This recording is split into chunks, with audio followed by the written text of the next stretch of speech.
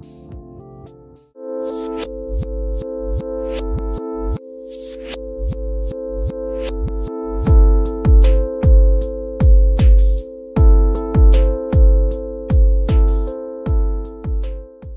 what's up, guys? Thank you for checking out this video. Today, we're going to be going over just the NFL news and notes. I think Wednesday night is going to be my new night to just kind of take maybe 15 to 20 minutes and just kind of break down some of the weekly NFL news, the offseason news. Of course, we have a Super Bowl going on this weekend, so I'll talk maybe the first handful of minutes about that. It's Wednesday, so we got our first initial practice report, so we'll dive into that in just a second. But I just want to shout out, we're trying to hit our subscriber goal of about 200 subscribers, hopefully by the end of the month, if not sooner. So if you are new to the channel, please consider subscribing, and we'll get right into the screen share here. So I've been kind of doing like start-sit charts for the entire NFL season, and I think for this one, I'm going to stay away from the start-sit charts. We're just going to review the practice reports, and I'll talk a little bit about the game. It looks like Le'Veon Bell questionable. He was limited today. Eric Fisher, offensive tackle, and Willie Gay, linebacker. These guys have already been ruled out, so it's unfortunate they're not going to be able to play in the Super Bowl. And then you got Sammy Watkins down here limited. He's questionable with a calf injury. We haven't seen him in a while, so if he's ready to play, that would be a nice addition for the receiving core. But we'll still see a lot of Tyreek Hill, Mecole Hardman, probably Demarcus Robinson as well. So overall, this is relatively healthy for the Kansas City Chiefs. We'll look at the Tampa Bay Buccaneers real quick as well. And you got Antonio Brown limited. You have Levante David limited. I have a feeling both guys are going to play. We'll look at some news and notes from Antonio Brown. It sounds like he's leaning towards playing, so we should see him go. And then Jason Pierre-Paul, questionable. He's been kind of questionable for like the last month or so with this knee thing, so I think they're probably just giving him the day off here. We'll see what happens tomorrow and Friday. But overall, nothing too concerning here. Both teams look pretty healthy. This should be a really fun game. I did want to kind of pull up the let's just go to the Tampa Bay Buccaneers schedule and just look at what happened. I just want to slowly review what happened. I can't remember what week these two teams played, but Kansas City did go down to Tampa Bay, and that was the massive Tyreek Hill game. If you guys remember, he ended up with like over 200 yards and maybe 3 touchdowns. It was 27-24 final score. And Kansas City had this one. I mean, they were up 20-7 at halftime. Mahomes blows up for 462 yards and 3 touchdowns. Kelsey even threw a pass. That's kind of fun. But Tom Brady, 27-41, 345 and 3 touchdowns, 2 interceptions. So this one's going to be a fireworks show. I have a lot of feeling that I'm going to like both passing overs. I think on Saturday, Jesse and I, if you guys watch our player prop show on Saturday, we'll go live. Probably either 10 a.m. or 11 a.m. Central Time. We'll go live and we'll kind of just do a half hour, 45 minutes of player prop reviews. But this game, it looks like Clyde Edwards-Helaire was kind of bottled up here. Ronald Jones, 9 for 66. That's pretty nice. Ronald Jones also had a really sweet touchdown grab back in this game. So nothing really was working on the running game. Like Ronald Jones did pop off a 34-yard run. But the receiving, it was all about Tyreek Hill. 269 yards, 3 touchdowns, 13 catches on 15 targets. Kelsey, super efficient. He caught 8 of his targets for 82 yards. And a little Watkins, Marcus, and Hardman kind of just secondary roles here. But it was all about Tyreek Hill in this game.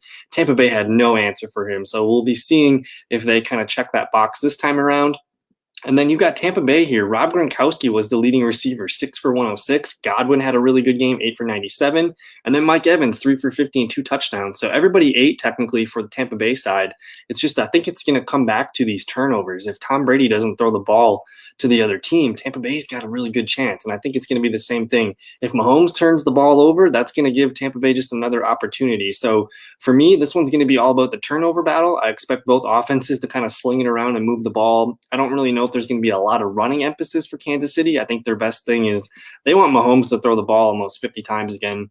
I think that's their best recipe to win. For Tampa Bay, they want to actually run the ball. They want to get Fournette and Ronald Jones going. So I kind of like the running back options in this one. So super excited. I think on Saturday, again, we'll go over our player props bets. But looking forward to the Super Bowl this year. Should be a really good show. And then I guess the rest of the show, we're just going to kind of do some news and notes. I did want to kind of highlight some things. I do have my preliminary NFL draft rankings up here. I did cover that in a video maybe a week ago where I just posted kind of my top 14 quarterbacks. I posted my top about 25 running backs here. We got another handful, to almost 33 wide receivers, and we got 13 tight ends. So I've watched at least a highlight on all of these guys here, so I have a pretty good grasp of the overall class for each position. But if you're looking at this, I'm just going to recommend maybe for quarterbacks, you just kind of focus on the top 6 guys and up here from Lawrence down to Kyle Trask. I think those guys are going to be the ones that we're interested for our dynasty drafts. And then as far as running backs go, I think there's kind of like a top 10 or 12. That this is kind of where it starts to fall off. I think Patterson, Hawkins, and maybe even Boyd. These guys are kind of, just end of the bench guys. But man, there's some good meat here. Chuba, Jamar, Michael Carter, Kenneth Gainwell, Javonte, like all those guys, maybe 7 and 8 and up. These guys will have fantasy value. So there's a good depth in the running back class. And of course, the receivers are just ridiculously stacked. Again, I think you should probably know the maybe top 14, 15 receivers. I think there's going to be a lot of useful players here. And then basically anybody in the top 10, like you need to know the first top 10 receivers. I think all these guys have really useful assets and skills for the NFL. And then as far as tight ends, man, just no Kyle Pitts, no Pat Freiermuth, and then there's maybe just a couple tight ends here, whether it's Brevin Jordan, Hunter Long, or Tommy Tremble, the sophomore out of Notre Dame. Maybe even some of these guys here. Trey McKitty had a good Senior Bowl, but there's a handful of tight ends. It's a pretty good class coming up in the 2021 draft. So we'll look into that as the offseason goes. But again, I think just Wednesday nights, I'm just going to stay steady, and we're going to put out a 15 to 20 minute video just kind of going over the news and notes. So now I kind of bounced over to Roto World, and we haven't really talked much about some of the offseason moves, but man, the Matt Stafford move, we'll get to that when we get to it. But I'll just kind of start reading down the news here. So that's the Antonio Brown quote. He's probably going to play. I think he should be okay to go. Of course, we got the Deshaun Watson. Will he be a Houston Texan? This is going to be kind of fun to watch. He's got a nice contract, about $40 million per year. I think someone's going to be willing to take that on. But it just seems like Houston does not want to move on from Deshaun Watson. It's going to be kind of a tough divorce, if you will. But I'm open to Deshaun Watson being moved. Some of the favorites, of course, are San Francisco. That's been probably the most talked about one. I could see the New York Jets. I could see maybe the Miami Dolphins. Those have been some of the other names here to keep an eye on. So we'll stay watching the Deshaun Watson sweepstakes here. I'm just kind of rolling down the list here. Colts signed J.J. Nelson. I did see a quote yesterday that the Colts want to target Chris Godwin pretty heavily. I think maybe next week after the Super Bowl, I'm going to pull up the free agent list, and we'll kind of just walk our way down and see who's potentially leaving their team or more likely to resign. A guy here in the free agent list is Richard Sherman. And it sounds like John Gruden has an interest in snagging the talented veteran cornerback here. So that could be kind of fun. The Raiders defense needs a lot of help, and Sherman would be a nice fit there for Oakland, or for Las Vegas, my bad. Looks like some coaches here. Juju Smith-Schuster, of course, he says he would love to come back to the Steelers, but Steelers don't really pay their receivers money. I think just in the past, they've been kind of burned by this. They paid Antonio Brown. They paid Mike Wallace.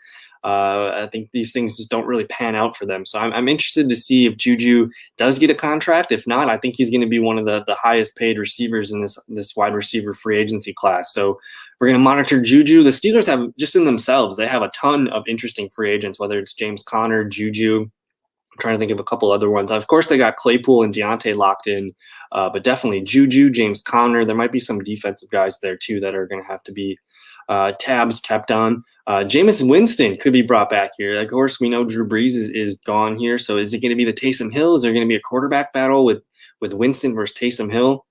Saints are definitely a team to keep an eye on in the draft too. Maybe they take a quarterback that falls to them. But it looks like Winston. It says Winston is the favorite to be the Saints' 2021 starter. So for fantasy drafts, maybe Jameis Winston. Maybe I don't know if you're in a dynasty league or redraft, but Jameis Winston, man, if he's a starter, that's going to be pretty fun. And he should be just fine with Michael Thomas and Kamara dumping the ball off there. Looks like this one's kind of interesting just because I'm a Packer fan. It's a shame for the Super Bowl this weekend. But anyways, the Packers interviewed the Saints defensive line coach, Ryan Nielsen. This is a pretty good look for me. I kind of like this. They've also been kind of linked to some other defensive line coaches. But I like Ryan Nielsen. He's been the leader of a really good Saints defensive front pass rush the last few years. So I like that opportunity there. We got the ESPN Adam Schefter thinking Sam Darnold could be worth a late first-round pick if traded. So we're starting to see just some of the buzz between the New York Jets wanting to move Darnold. We know, of course, Deshaun Watson wants to be moved. Maybe that's the marriage there. They send Darnold down to Houston, and Watson Man, that would be kind of fun for the New York Jets. They have a couple good they have maybe 2 first-round picks, I think, and they have some talented young wide receivers. They still need a running back, so we'll see what they do in free agency. But the Jets have a lot of money to play with. They could be a really quick rebuild if they land some pieces like Watson and a running back or so. So we'll keep an eye on Sam Darnold here. It looks like Derek Carr. Multiple teams are expected to pursue a trade for Derek Carr. So I don't know if you guys saw, but Adam Schefter tweeted out like the over under for quarterbacks in new starting quarterbacks this year. It's going to be almost 18. Almost half the league plus is going to have a different starting quarterback this year. And this is going to be probably the most wild free agency in early March. We'll see a lot of fun pieces moved in the draft as well, I would bet. So quarterbacks are going to be on the move. That's going to be the hot topic of 2021. I think people are really thinking about some of the success that Tom Brady just had, basically calling his shots and just being, moving down to Tampa Bay and people just buying in. I think you might see a lot more NFL management GMs start to just look for, potential shaking things up and maybe just moving their pieces around and try to get some more either veteran quarterbacks or maybe you get more draft picks kind of thing. So Derek Carr, we know the Raiders haven't really been married to Derek Carr. It's been kind of a weird situation. They brought Mariota in last year. There was rumor that they really wanted Kyler Murray 2 years ago. And who knows, maybe Mariota is the guy there. He looked good. He looked really good in that one game where Carr got hurt and he slid back in. So we'll see what happens about Derek Carr. Here's a good note, though. Matt Ryan and Julio Jones are not going anywhere. That's pretty good. I always thought Matt Ryan would do really well back with Kyle Shanahan in San Francisco, but apparently Matt Ryan, Julio Jones are sticking around here.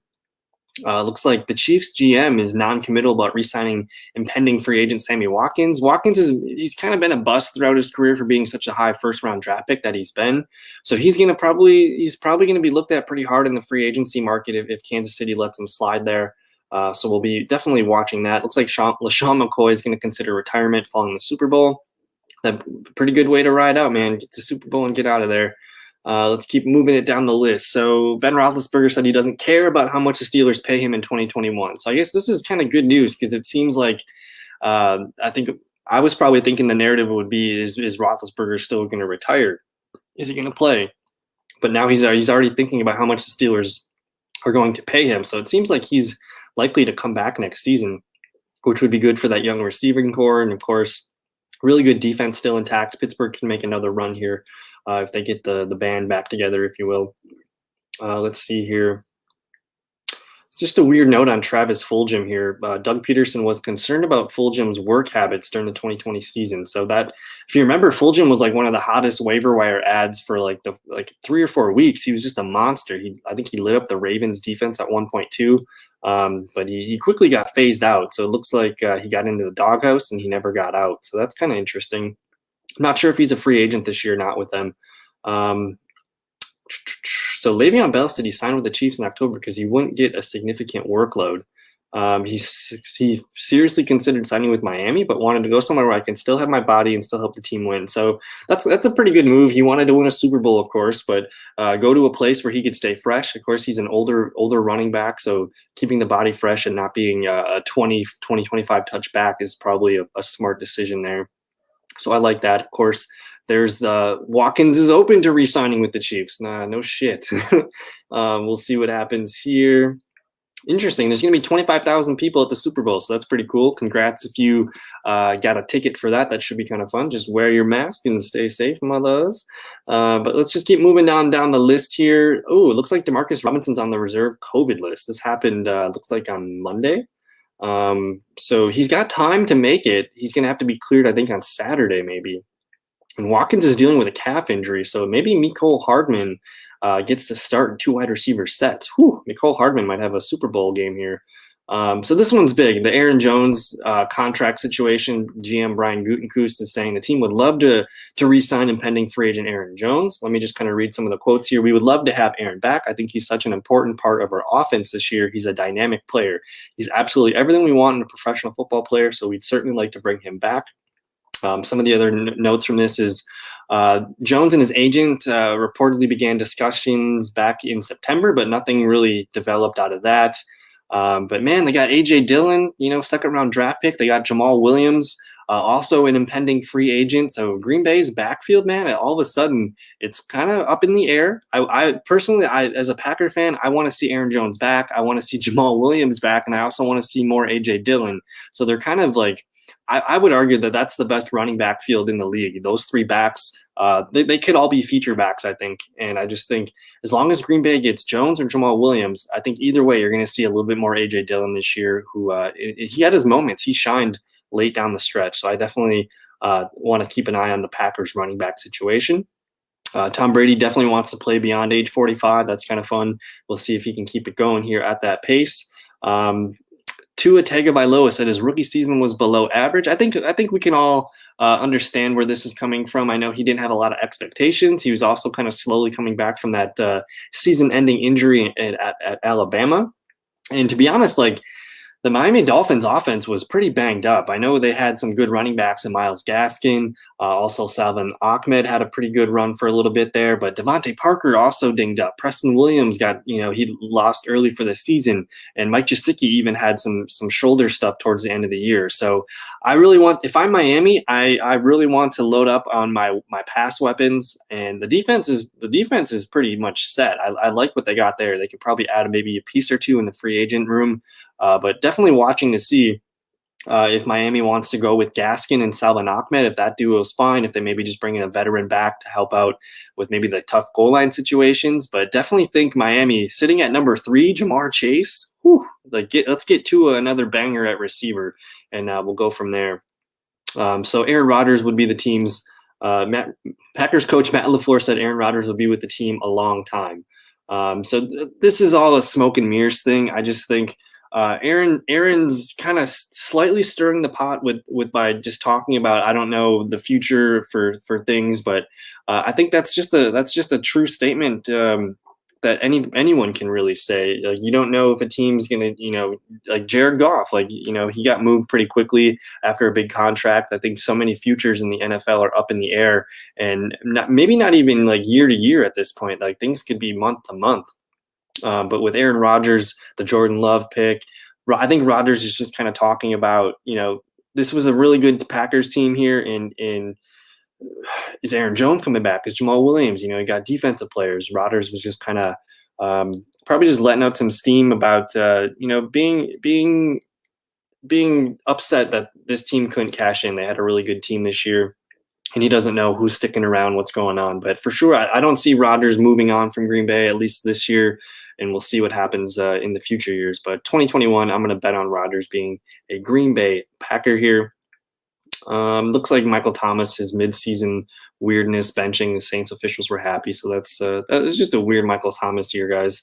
So this is one here of all the notes that because I looked at these before I went on the video here. But for second-year tight end breakouts, Adam Troutman here, and here's the report from the Athletics' Jeff Duncan. Big sophomore campaign coming 2021. Now, I noticed at some point, maybe week 9, week 10, 11, they started putting Troutman on the field more than Jared Cook. He was out-snapping the veteran tight end. It says Troutman caught 15 of his 16 targets, 9 of them for first downs this year. 2 of those receptions were big gainers of 29 and 40 yards. You don't expect anything out of a rookie tight end. I think that's something that is pretty historically, backed by facts. There's not a lot of tight ends that can smash their rookie year. Maybe Rob Gronkowski, Aaron Hernandez might be some of the only guys that stick out. But anyways, Adam Troutman with the Saints, Jameis Winston, especially if he's the quarterback, he's had a lot of success throwing the tight ends. That's one of his favorite, positions to throw the ball to. So Adam Troutman, we're going to file him away. He's a fantastic dynasty stash as well. He shouldn't be available. He should have been drafted last year. But if he's available, go. It's a run, don't walk situation there. Okay, we're going to get to this. This is kind of what I wanted to end the video with. Jared Goff, Matt Stafford. The colossal deal to get Matt Stafford over to LA. Jared Goff now in Detroit. Detroit's clearly in rebuild here, but it seems like Coach Dan Campbell and GM Brad Holmes view Jared Goff as more than a bridge quarterback. So it seems like there's going to be a long leash with Jared Goff. I'm not sure how many more years he has left on his deal, but I would assume the expectations are low in Detroit. They just want to see him playing well and helping develop some of the younger players. So he technically is a bridge quarterback. I don't know if he's going to be their, he's probably not going to finish his career in Detroit, but if he wants to, then that he has, the ability to stick around and win some games. So I'm open to Detroit turning some things around. They have a big rebuild ahead of them. The defense, the offensive line, the receiver weapons. We'll see if they re-sign Kenny Golladay. I think Marvin Jones is probably gone. So Jared Goff's going over to Detroit, and he has DeAndre Swift and TJ Hawkinson to play ball with. So I think they're going to be probably drafting him some receivers. We'll see what they can build around him. But I'm actually kind of excited about Jared Goff just because we know Detroit's defense is going to be so bad. They're going to have to throw the ball. And this might actually be a good thing for Jared Goff's career, just to kind of get out of LA and basically just go on a team that has no expectations and just kind of let him play. Now he's in a good defensive division here with the Bears, the Packers, and I think the Vikings will be much better this year. So we'll see what happens there. But he was also in the NFC West, so he's faced his share of defenses. So I don't see this as a negative for Detroit. I think their team was still going to be rough around the edges for the most part, and they got the first round picks. Like this, I'm very happy with Detroit for this move here. So they got first round picks, and then they get Jared Goff, who I don't think he's that much of a step back from Matt Stafford. Stafford's a baller, but he's also kind of reckless at times. So what are the Rams getting with Matt Stafford? So I'd like this fit for the Los Angeles Rams. Of course, he does have Robert Woods. He's got Cooper Kupp. They also have second-year receiver Van Jefferson. You got Josh Reynolds. Tyler Higbee is going to be a slightly interesting player this offseason. We'll see if he can get a good rapport with Matt Stafford. I'm going to be interested to watch to see if the Rams let Gerald Everett go. They've been pretty successful at running two tight end sets, but the Rams have a couple backup tight ends that they like quite a bit here. I'm trying to think of the name, but I think it was the kid from Purdue. So we'll be checking out the Rams tight ends. But Stafford, man, like Stafford's going to have a much better situation. And actually, it might be a better football situation, like a real life football situation. And it might actually hurt him for fantasy football just because the defense is going to be better. They're not going to have to throw the ball 30, 35 times a game. So Stafford might be kind of like a secret game manager kind of situation, but he can also go win the game if he needs to. So I think as far as trades, this was one of the most awesome quarterback trades I've ever seen because I think both teams win quite a bit. Stafford's going to a team that's ready to win now, a little bit more of a trust factor there with Stafford over Goff, and Goff's got kind of nothing to lose in Detroit, so maybe we'll see him kind of peak back up and play some good ball. But that's going to do it for tonight's news and notes. Thank you so much for watching to the end. If you did stick around to the end, I hope you liked the video. Subscribe to the YouTube channel. We'll be doing this every Wednesday. And I don't know, Super Bowl weekend, enjoy the commercials and just enjoy the good football, man. I think we're going to see I'm betting I would probably bet over 700 passing yards in this Super Bowl. So I think it's going to be really fun, a lot of wild, probably turning moments. And it's all going to come back to turnovers. Can Tom Brady play turnover-free ball? That's what I think that's what it's going to take. And can they run the ball? So super excited. But again, thank you guys so much for hanging out. And if you're still listening, let me know in the comments below. Who's winning the Super Bowl? Is it you can put your team, put the score. Tampa Bay 30, Kansas City 27, something like that. Just put the team, the score. Let me know who you guys think is the winner. And thank you guys. Peace.